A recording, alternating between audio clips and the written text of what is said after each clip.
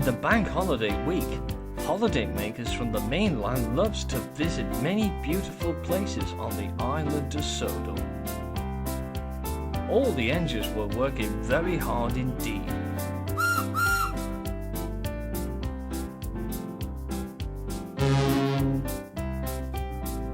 One day, Bulgy, the double-decker bus, was rolling along the road passing Thomas's branch line. "Hello, Thomas," he tooted. "Hello, Bulgy," whistled Thomas. Bulgy stopped at the traffic light. Emily was there waiting at a signal. "Hello, Bulgy," she whistled. "I see you're back being the double-decker bus again." "Well, the fat controller's found a new vegetable travelling shop," said Bulgy, "and he put me back on bus service so I can take passengers from Knapford to Harwick." "Well, good luck with that," said Emily. And Bulgy left.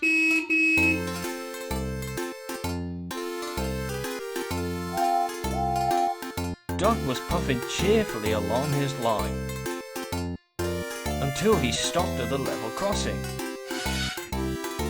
And then he heard a toot coming towards him. It was Bulgy. "Hello," hooted Bulgy. Duck gasped in shock. "Bulgy," he whished, "what are you doing here? I thought you were a hen house." "I was," replied Bulgy, "but now I'm back on bus service again." And he drove away. But Duck could hardly believe it.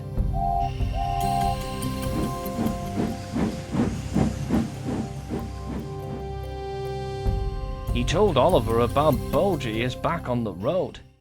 Oliver was shocked.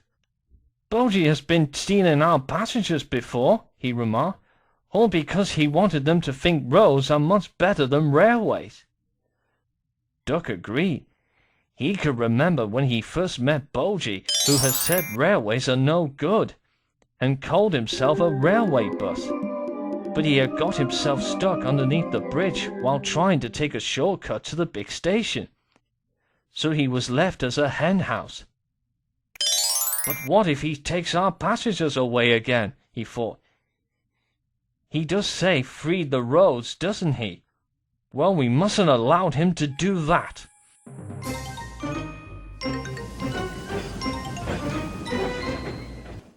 Next morning, Bulgy was at Knapford. He was ready for his first trial to Harwick. Duck arrived to collect his passengers. Bulgy wanted to say something, but Duck spoke up.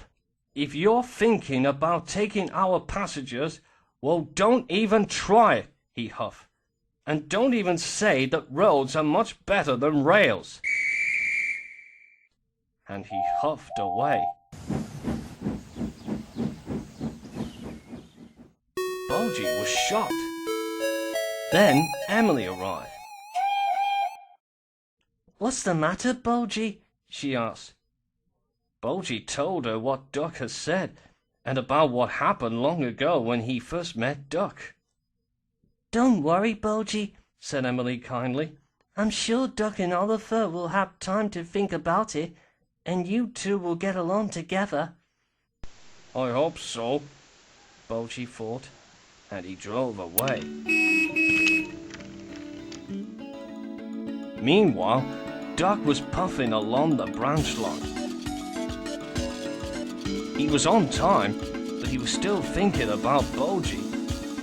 Unfortunately, he didn't realize that the signalman had forgotten to set the signal to danger because an old lorry which was loaded with milk cans had broken down on the crossing.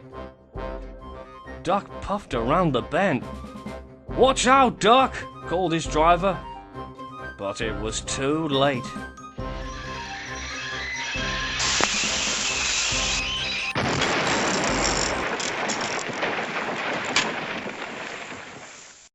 Luckily, no one was hurt, but Duck had come off the rails, and the lorry was wrecked. At that moment, Oliver arrived. "What happened here, Duck?" he exclaimed. "My fault," cried the signalman. "I forgot to set my signal to warn Duck." Just then they heard a toot from a vehicle. It was Bulgy. "Oh dear, are you all right, Duck?" "Pardon?" asked Duck. "Well, not to worry," added Bulgy. "I'm on my way to Harwick, so I'll take your passengers to Owlsford in no time." So Duck's passengers climbed aboard Bulgy, and Bulgy drove happily away. Duck was speechless.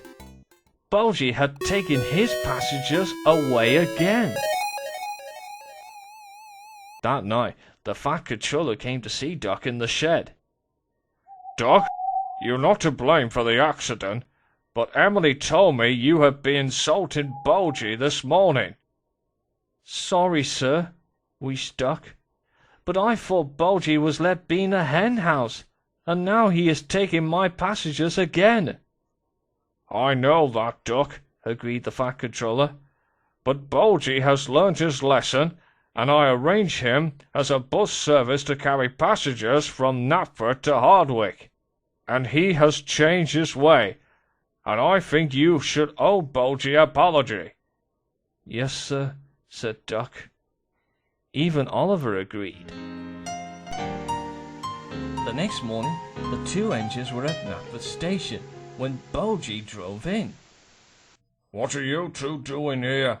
Bulgy asked. "Just to say we're sorry," replied Duck. "When we first met you, you took our passengers," added Oliver.